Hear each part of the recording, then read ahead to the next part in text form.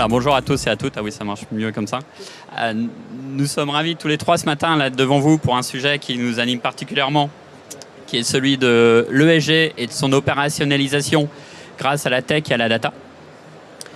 Donc pour ce partage, donc déjà, je me présente, je suis Bertrand Aubry, associé en Data et Analytics KPMG. Et pour ce partage, je suis accompagné de Sana Dubarry, notre partenaire Microsoft, ESG Lead, en charge des secteurs du retail, du luxe et des biens de consommation. Et de Stéphanie Grandjean-Mathéos, KPMG, directrice experte en économie circulaire. Donc les points que nous allons aborder là pendant la petite demi-heure, les 40 minutes avec vous.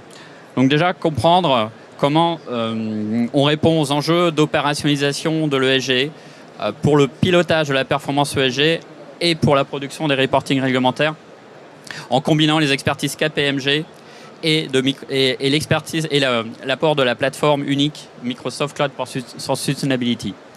Ensuite, nous ferons une démo, présentation de la plateforme Cloud for Sustainability et puis un retour d'expérience sur un développement réalisé par KPMG à partir de cette plateforme Cloud for Sustainability pour mesurer l'efficacité des plans d'action en matière d'économie circulaire. Voilà. Alors, le paysage actuel est caractérisé, je pense que vous l'avez tous en tête, par l'urgence réglementaire. Donc, avec un ensemble d'exigences des régulateurs qui touchent tous les secteurs. La réglementation la plus connue, vous la connaissez tous, c'est la CSRD, j'imagine. Mais on peut également citer les initiatives de l'ISB à l'international, la taxonomie européenne depuis quelques années et l'ensemble des réglementations en finance durable qui touchent le secteur financier. Donc plus aucun secteur aujourd'hui n'est exempt de la pression du régulateur pour le développement durable. Ce qu'on voit émerger aujourd'hui, petit à petit, c'est masqué un petit peu encore aujourd'hui par la pression réglementaire, c'est l'émergence de ce qui va être l'enjeu principal des entreprises à très court terme, c'est la capacité de pouvoir piloter la performance ESG de manière plus analytique, plus structurée. Donc capacité de pouvoir construire des trajectoires de façon analytique, de pouvoir piloter ces trajectoires sur l'ensemble des activités de l'entreprise en prenant en compte l'ensemble de la chaîne de valeur. Donc on voit très bien que les questions qui se posent quand on veut adresser ce sujet arrivent très très vite sur comment pouvoir collecter, gérer l'ensemble de mes données extra-financières avec des attentes qui deviennent de plus en plus fortes en termes d'exigences de qualité, d'exigences d'auditabilité, de traçabilité, qui se rapprochent de plus en plus de ce qu'on a vécu, de ce qu'on a mis en place pour les données dites financières. Et de devoir le faire sur l'ensemble de la chaîne de valeur, c'est-à-dire depuis l'amont, la gestion des données des fournisseurs, des investisseurs jusque l'aval, que ce soit les clients, les consommateurs, les utilisateurs en fonction du type d'entreprise. Voilà, donc pour relever ces challenges, les principaux leviers que nos clients, les entreprises vont devoir mettre en place sont de trois natures. Premièrement, bien sûr, devoir relever le challenge réglementaire. Donc ça passe par s'équiper, s'appuyer sur des expertises, sur un ensemble d'enablers pour pouvoir traiter les projets réglementaires de façon la plus simple, la plus agile, la plus sécurisée. Donc au sein de KPMG, on a développé un ensemble de méthodologies, d'accélérateurs, de tomes. Donc ça passe par des tomes, ça passe par des data, des mappings de données pour calculer les bonnes métriques, des data models de façon à pouvoir factoriser la production de ces métriques. Donc un ensemble d'enablers pour justement gérer le mieux possible cette pression réglementaire. Mais ça passe aussi surtout par développer les capabilities en termes de plateforme data pour pouvoir collecter l'ensemble de la donnée extra-financière, pour pouvoir construire un ensemble de métriques, aller jusqu'à la production des reportings et de façon extrêmement agile, notamment pour tout ce qui est collecte et des informations. Les sources de données vont évoluer, on va devoir enrichir de plus en plus de données, donc un process extrêmement agile, évolutif pour enrichir et collecter les données. S'appuie aussi sur l'IA, puisque l'ensemble d'informations sont présentes dans différents types de formats, type documents, type newsfeed. Donc l'IA apporte des vrais leviers pour aller collecter et extraire de façon efficiente la bonne information. Voilà. Et donc, finalement aussi s'appuyer sur une fondation de data management, data governance extrêmement robuste pour pouvoir sécuriser l'ensemble et pouvoir adresser l'ensemble des données qu'on va devoir intégrer, traiter, gérer et qui viennent de multiples sources internes, externes. Et comme je le disais juste avant, vont nécessiter une attention particulière en termes d'auditabilité, de qualité et de traçabilité. Voilà, donc pour répondre à ces enjeux, KPMG et Microsoft ensemble, nous fournissons une solution globale qui aide nos clients à définir et à mettre en œuvre leur processus ESG, de la collecte au calcul des indicateurs jusqu'à la production réglementaire, qui permettent de construire des parcours utilisateurs de bout en bout de façon extrêmement simple et extrêmement agile et de développer tous les insights, tous les analytics nécessaires grâce à la puissance des plateformes analytics Microsoft. Donc tout ça est rendu possible par l'écosystème technologique unique de Microsoft Cloud for Sustainability en matière de data foundation, en matière d'infrastructure cloud, en matière de puissance de calcul analytics, en matière de développement low-code de façon très agile et toute sa capacité d'intégration avec l'ensemble des applications de l'entreprise. Voilà, donc c'est ça qu'on va vous présenter. Et avant, je passe la parole à Sana pour une présentation de Cloud for Sustainability. Une petite vidéo qui reprend ce que je viens de dire en 1 minute 30. Alors, je ne sais pas pour le son comment ça se passe, mais...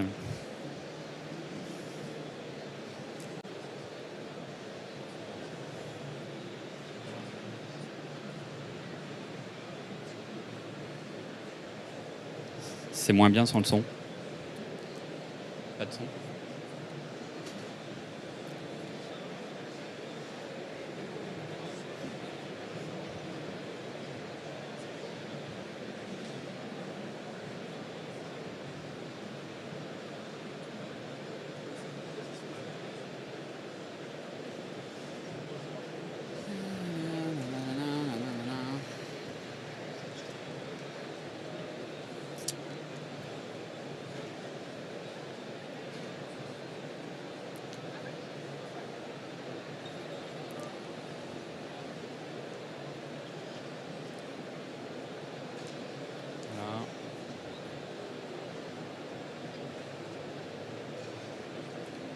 On n'a pas le son toujours.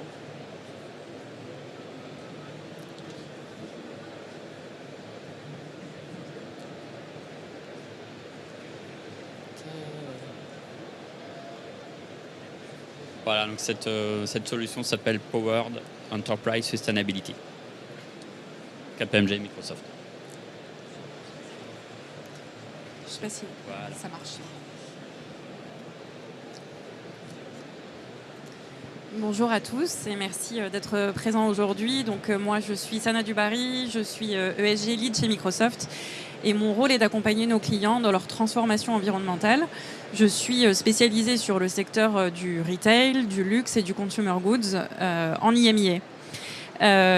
Vous devez vous demander pourquoi Microsoft sur la sustainability.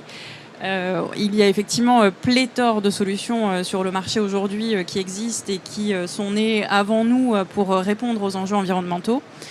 Sauf que la plupart de nos clients utilisent déjà nos solutions, que ce soit à travers le cloud ou alors via des fichiers Excel. Ce qu'on entend beaucoup de la part des CSO, c'est je remplis mon bilan carbone avec des fichiers Excel, qui est une solution de Microsoft. Les solutions Power BI aussi. Donc, très rapidement, nos clients se sont tournés vers nous sur la manière dont ils pouvaient passer à l'échelle ce qu'ils faisaient déjà. Par ailleurs, Microsoft, en tant que grande entreprise mondiale, on doit aussi nous-mêmes reporter sur les enjeux sur notre empreinte environnementale. On est soumis à la CSRD comme n'importe quelle autre grande entreprise. Et depuis quelques années déjà, on publie notre rapport environnemental. On est très transparent sur notre empreinte carbone. Vous avez d'ailleurs dû voir notre dernier rapport sur lequel on est transparent sur le fait que nos émissions ont augmenté. Donc c'est aussi un challenge pour Microsoft. Mais en tout cas, on met tout en œuvre pour réduire cette empreinte environnementale. Et de notre propre transformation, on a appris, en tout cas, à utiliser, collecter, identifier, analyser la donnée environnementale de manière à la reporter pour le régulateur, mais aussi pour mettre en place des plans d'action au sein de l'entreprise. On part du postulat que l'ESG n'est effectivement pas le métier de Microsoft. C'est aussi la raison pour laquelle on s'associe avec des grands cabinets comme KPMG qui sont nos partenaires privilégiés sur ce type de sujet. Mais notre métier, c'est la data. Et sur la réglementation comme la CSRD, vous le savez tous, les entreprises doivent reporter sur plus de 1000 data points et aujourd'hui collecter cette donnée sur ces data points est particulièrement un enjeu très compliqué. Et c'est la raison pour laquelle on pense chez Microsoft qu'on est légitime sur ce sujet à partir du moment où ça touche à la data. Donc ça résume un petit peu ce que je viens de vous dire. L'enjeu, c'est effectivement de pouvoir créer des solutions de reporting qui vont permettre aux entreprises d'être prêtes pour les enjeux réglementaires. Donc la CSRD, bien évidemment, étant le sujet brûlant en ce moment, mais il y a plein d'autres réglementations à travers le monde pour lesquelles les entreprises doivent reporter également. On travaille aussi avec des entreprises sur finalement pas mal de ces entreprises se disent aujourd'hui mais quel est le plan d'action que je peux mettre en œuvre. Certains de nos clients ont des critères qui sont validés par SBTI et donc c'est une fois que j'ai ma stratégie corporate, comment est-ce que je peux faire en sorte que mes divisions comprennent ces enjeux environnementaux et mettre en place des plans d'action. Il y a évidemment la pression des stakeholders, mais aussi d'entreprises financières. Par exemple, je travaille avec une entreprise qui fournit de l'électroménager qui est basée à Lille, qui nous disait qu'aujourd'hui, quand ils demandent des emprunts aux banques et à leurs investisseurs, l'octroi de ces emprunts est soumis au fait d'atteindre leurs objectifs environnementaux. Manager le risque, évidemment, l'ESG est d'abord un risque, donc un coût pour les entreprises. Dans le secteur du luxe, par exemple, où c'est un secteur qui, en fait, s'appuie sur la rareté des matières premières.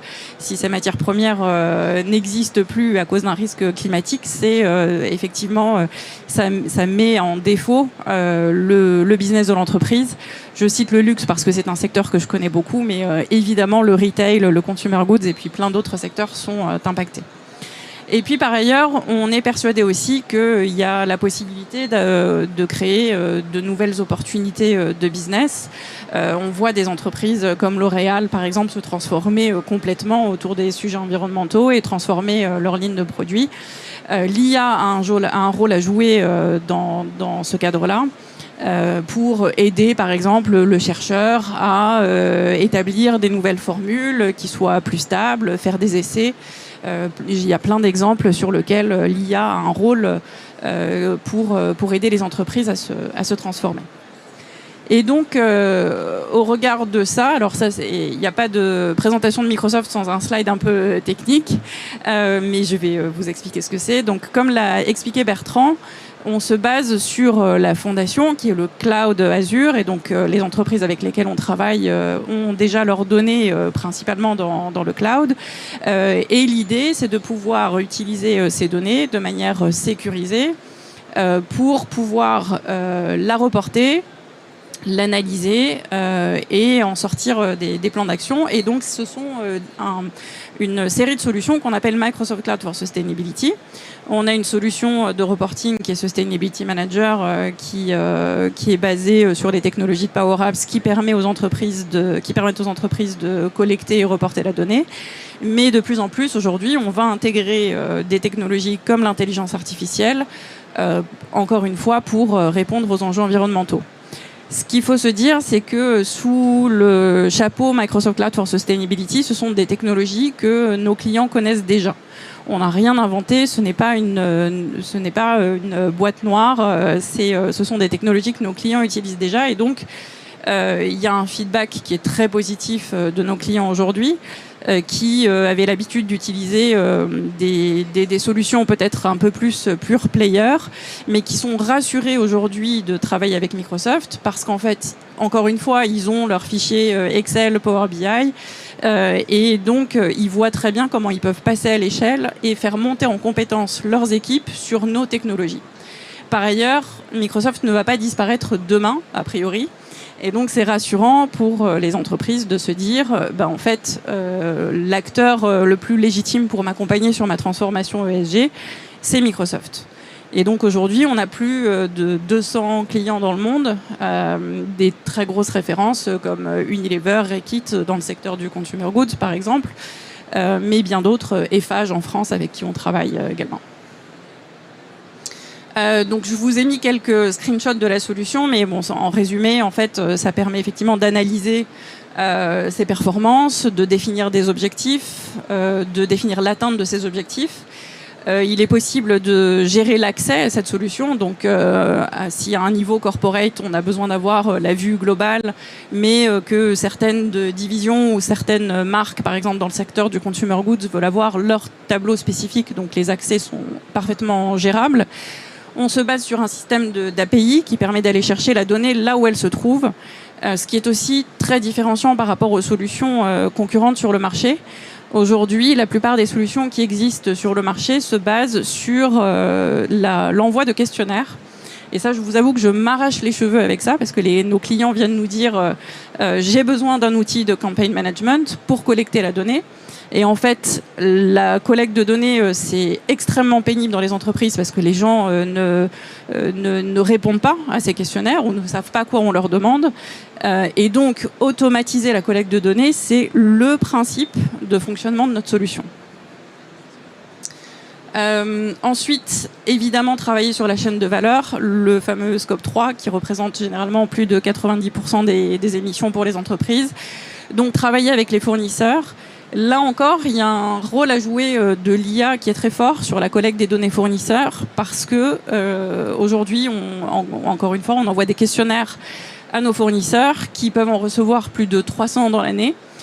Ces fournisseurs qui, en fait, parfois ne savent même pas ce que c'est qu'un bilan carbone de par leur taille, parfois qui n'ont pas accès à des outils technologiques. Et donc, via l'IA, par exemple, et via des informations que vous auriez déjà sur vos fournisseurs, on est capable aujourd'hui d'estimer un bilan carbone, ou en tout cas, ou alors, de manière un peu plus simplifiée, d'avoir un chatbot interactif qui va aider le fournisseur à comprendre la question et à répondre à la question. Donc, on a fait quelques tests dans l'industrie du luxe, par exemple, avec une entreprise du luxe qui a des fournisseurs qui se trouvent au Maroc et qui, en fait, n'ont pas accès à la technologie. Et donc, l'usage de l'IA dans ces cas-là peut être un vrai accélérateur pour collecter la donnée. Donc, j'en parlais évidemment de la régulation, la CSRD, mais il y en a bien d'autres qui arrivent. Donc aujourd'hui, on travaille avec nos clients aussi sur de quel type de rapport ils ont besoin pour la régulation. Donc GRI, TCFD, entre autres en Angleterre par exemple, sont des frameworks sur lesquels on va travailler également. L'IA, évidemment, encore une fois, un pitch de Microsoft ne pourrait pas avoir lieu si on ne parle pas d'IA. Donc l'IA, en fait, il y a un aspect très scientifique à l'IA qui est sur tout ce qui est machine learning, sur la définition de scénarios, du forecast. Ça, c'est mathématique et on sait que ça fonctionne et c'est dans la plateforme.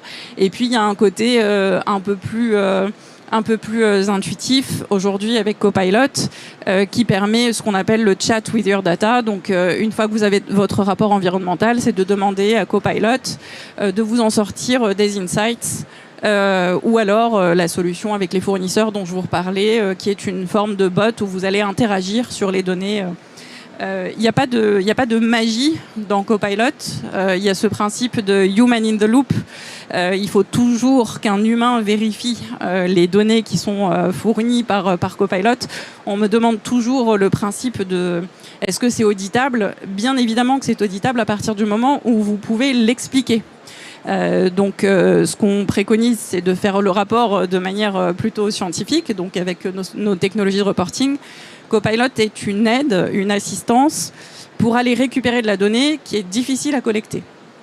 Ou alors pour, si vous avez aujourd'hui des rapports de centaines de pages, ou alors analyser les rapports de vos concurrents, avec Copilot, aujourd'hui, c'est possible de sortir des benchmarks, des gap analysis, des plans d'action, mais évidemment qui nécessitent la vérification d'un humain derrière.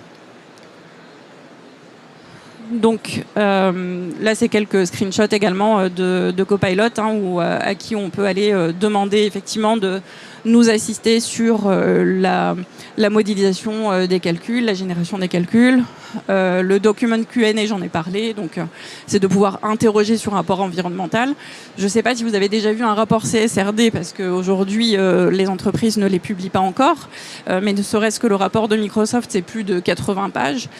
Donc moi-même, je ne le lis pas entièrement et je suis bien contente d'avoir Copilot pour aller m'aider à trouver l'information. Ce qui est important aussi dans Copilot et dans la manière dont on l'utilise, c'est de citer la source et la page sur laquelle Copilot vous a fourni l'information. Ça, c'est extrêmement important parce que ça vous permet d'aller vérifier l'information plus rapidement. Et voilà. Et donc, un petit mot avant de passer la parole à KPMG. Les solutions de Microsoft ne seraient pas aussi puissantes sans l'alliance avec des partenaires comme KPMG. Parce qu'ils apportent d'abord l'expertise ESG, évidemment, mais aussi dans l'implémentation des solutions, l'accompagnement de nos clients pour les aider à prendre en main les solutions. Aujourd'hui, on est capable en 12 semaines d'avoir un MVP et d'avoir une solution qui fonctionne et d'avoir des équipes autonomes. Donc, ce n'est pas des gros dispositifs comme on peut avoir l'habitude dans des gros projets de transformation digitale, par exemple. C'est plutôt des petites équipes qui travaillent main dans la main avec le client pour mettre en place ces solutions. Voilà. Merci Sana. Et effectivement, on vous partageait notre retour d'expérience sur la circularité. Quelques mots effectivement pour expliquer comment on s'articule avec la plateforme, avec les équipes Microsoft. Donc côté KPMG, on a développé un certain nombre d'accélérateurs qu'on propose à nos clients qui permettent justement d'aller assez rapidement sur la préparation de MVP, voire dans les phases ultérieures, avec des accélérateurs qui sont autour du mapping de la donnée, autour du data model qu'on peut directement implémenter dans le data model existant de Cloud for Sustainability, et aussi autour d'assets vraiment immédiats en termes d'utilisation, avec une démonstration qu'on va vous faire maintenant sur le calcul d'indicateurs et sur tout le dashboard en fait qui permet de piloter ces indicateurs. Donc ça, c'est des assets qu'on peut plugger directement sur la solution Cloud for Sustainability, avec l'exemple maintenant sur notre solution Circularity Tracker qui est construite sur cette techno.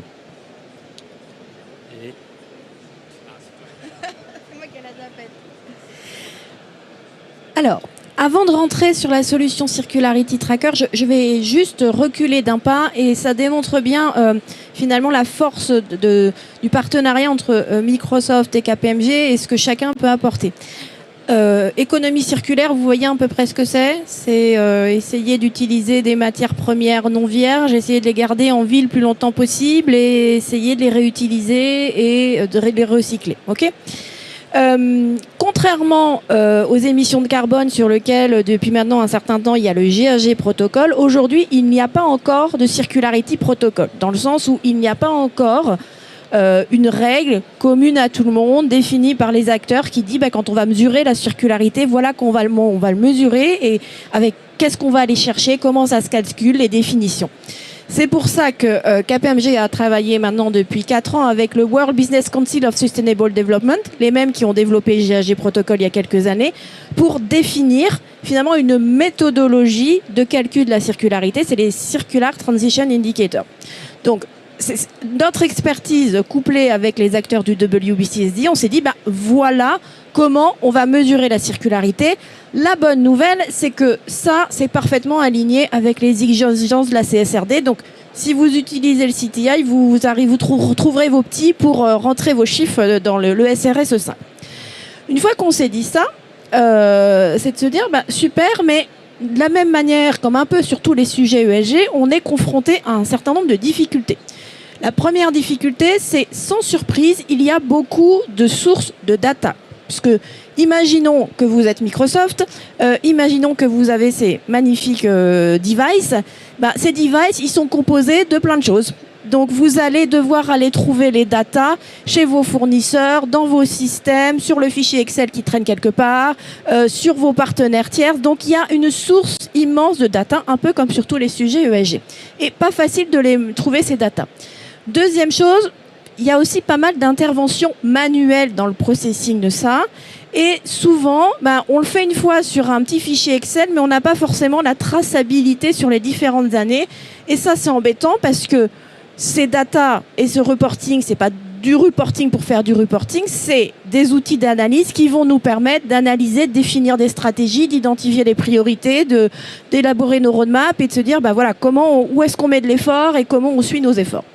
Et donc, on a travaillé ensemble avec Microsoft sur la base des solutions Microsoft pour développer une solution qui s'appelle le Circularity Tracker, qui permet finalement d'associer, de collecter des datas, je vais le dire avec mes mots, d'utiliser la moulinette du CTI et tous les calculs du CTI et de faire remonter ça finalement de manière efficace, opérationnelle, lisible pour les opérateurs avec un certain nombre d'indicateurs. Donc ça fait quoi? Ça automatise la la collecte des données, ça automatise le fameux calcul dont je vous parlais tout à l'heure sur la base du CTI et ça permet de soutenir finalement les business dans leur trajectoire.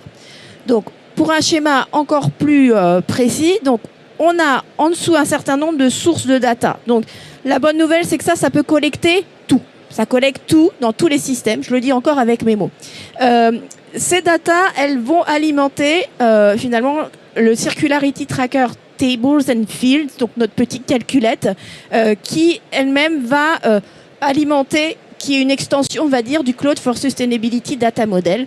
Et suite à cette calculette, on retrouve notre Circularity Tracker App qui permet de visualiser les datas. Et je vais vous montrer une petite démo. Vous voyez, on a plein de mailles différentes. On peut les regarder à droite, à gauche, au-dessus, en arrière. Voilà. Et donc ça permet d'opérationnaliser finalement la collecte des données, le calcul de la circularité, l'identification des progrès, l'identification des opportunités et le suivi de ces progrès sur la durée. Qu'est-ce que j'ai oublié? Je crois que j'ai rien oublié sur ce que je voulais vous dire. Donc, j'ai normalement une démo, puisqu'une vidéo, c'est mieux que 1000 mots. Alors, ça, c'est on va dire le dashboard sur lequel vous pouvez avoir accès. Donc, je vais vous expliquer ce que vous voyez. Là, on est sur la partie Insight, c'est-à-dire que vous voyez à la fois votre pourcentage de circularité par date, enfin à la période. C'est ça que fait le CTI, il vous calcule un pourcentage de circularité et vous voyez à la fois ce qu'on appelle la circularité des inputs, c'est-à-dire dans quelle mesure les matériaux, les composants, les produits que vous achetez sont plus ou moins circulaires. Et vous voyez la circularité des outputs, qu'est-ce qui se passe une fois que votre produit sort de chez vous et à la fin de son utilisation. Et puis vous avez la moyenne. Donc vous voyez à la fois, là on est sur deux produits, un laptop et un câble d'alimentation. Donc vous voyez toutes les quantités de matière qui rentrent, dans quelle mesure ces matières sont circulaires, et ce qui sort et dans quelle mesure c'est circulaire, et donc on a un total. Donc si je lance la petite vidéo, voilà, vous pouvez voir du détail. Donc on a vu les produits, mais vous pouvez aussi voir le détail par type de matériaux. Donc là, en l'occurrence, on a du métal, de l'acier. Vous pouvez voir les sous-matériaux. Donc là, on peut aller encore plus fin dans l'aluminium, le cuivre, le graphite. Et donc, on a les données à la maille des sous-matériaux. Et puis, vous pouvez bien sûr voir la partie macro, c'est-à-dire pour les laptops ou pour les câbles. Donc ça, c'est la première élément. On peut également avoir des données sur... On va zoomer sur les inputs. Donc, qu'est-ce qui se passe pour les inputs? On peut également zoomer, avoir des données sur qu'est-ce qui se passe sur les outputs. Vous voyez aussi des détails ici. Hop, ça va trop vite pour moi, mais c'est pas grave. Vous pouvez avoir des détails sur la circularité en output, sur quel type de circularité. Est-ce que c'est du reuse? Est-ce que c'est du refurbish? Ici, sur les data, vous voyez quelles sont les sources des données. C'est-à-dire que vous voyez... Ah, je ne sais pas si je peux faire pause là-dessus. Non, je ne peux pas faire pause. C'est pas grave. Alors, on va recommencer. Non. J'ai fait une bêtise. Help! J'ai fait une bêtise. Est-ce qu'on peut relancer la vidéo à peu près là, je pense?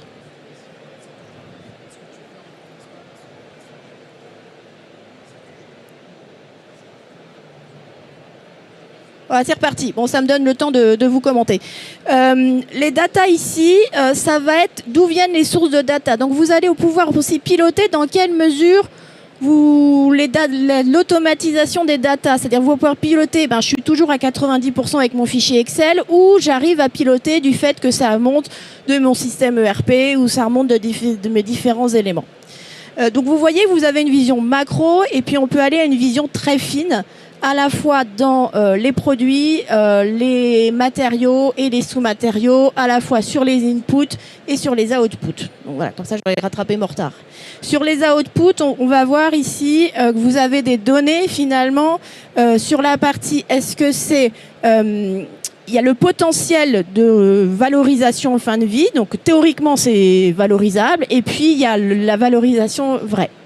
Donc ça, c'est sur d'où viennent les sources, c'est-à-dire qu'ici, vous voyez, on était plutôt en manuel et puis sur certains éléments en fonction des équipes. Et puis, nous pouvons aussi, là, vous voyez tous les matériaux qui sont utilisés. On peut chercher par matériaux. Par exemple, là, on va aller voir copper. Et on va aller... Vous pouvez aussi travailler sur... Hop. Voilà, là on voit dans le laptop, l'aluminium, il y a un certain nombre d'éléments qui sont pris en compte que vous rentrez, est-ce que c'est une matière critique? Et on peut aussi faire de l'alimentation via l'interface, c'est-à-dire qu'on peut collecter des données finalement par le bas, mais vous avez aussi la capacité par vos utilisateurs qui rentrent eux-mêmes des données et ça va les s'implémenter dans le système et ça va les s'implémenter dans le calcul. Donc là, vous rentrez, est-ce que c'est critique, quel est le pourcentage finalement de non vierges renouvelables, quel est le pourcentage de vierges renouvelables, le vierge non renouvelable et le vierge non renouvelable. Ça, c'est nos 4 catégories en termes d'input. C'est ça dont je vous parlais sur ce qu'on a défini dans le CTI. C'est toutes ces définitions, ces catégories, qu'est-ce qui rentre dedans, qu'est-ce qui rentre pas dedans. Et ça, là-dessus, aujourd'hui, on accompagne nos clients sur la mise en œuvre de cette méthodologie CTI et la mise en œuvre aussi du Circularity Tracker. Donc vous pouvez rentrer tous ces éléments dans la solution.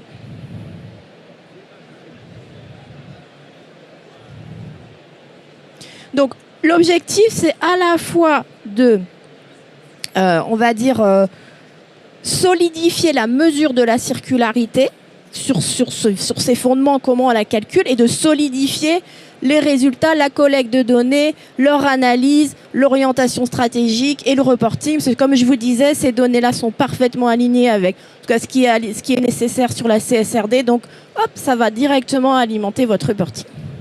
Et ça vous sert à piloter, puisque bien sûr, vous pouvez aussi distinguer en fonction des BU et autres. Question peut-être. On a un petit peu de temps, on a 5 minutes.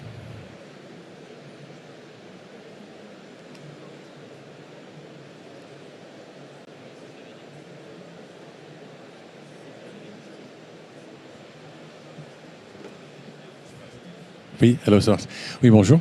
Je suis Darren Beach de société Oxygen IT. Juste, vous avez parlé des différentes sources de données possibles à entrer dans nous. Il s'avère qu'on a une solution qui mesure le carbone de tout ce qui est lié au cloud et on-premise. Est-ce que ça peut aussi entrer dedans? Enfin, comment les outils externes comme le nôtre peut aussi faire partie du voyage quelque part? Je vais revenir en arrière, mais oui, de toute façon. Alors, je ne sais pas si je l'avais mis sur mon schéma. Mais finalement, effectivement, des sources externes, des other sources. Après, il faut juste que ça se parle, mais a priori, enfin, voilà, c'est fait pour que ça se parle. Donc, tout se connecte. Donc effectivement, voilà, comme je le disais, en termes d'intégration, il n'y a pas de limite en termes de connecteurs et d'intégration. Et ensuite, on vient adapter le data model pour prendre en compte vos données si besoin, de toute façon. Donc c'est vraiment la solution est construite parce qu'il y a une énorme variété de types de sources externes et en plus des sources externes qui évoluent énormément aussi et dont on a besoin aussi d'enrichir. Voilà. Donc la plateforme est vraiment flexible par rapport à ça. Test. Ah ouais. Merci. Autre question, commentaire, objection. Faut pas jeter. Merci à tous. Merci Sana, merci Stéphanie. Et donc voilà, vous avez nos contacts, on est encore là sur le stand, donc n'hésitez pas. Merci.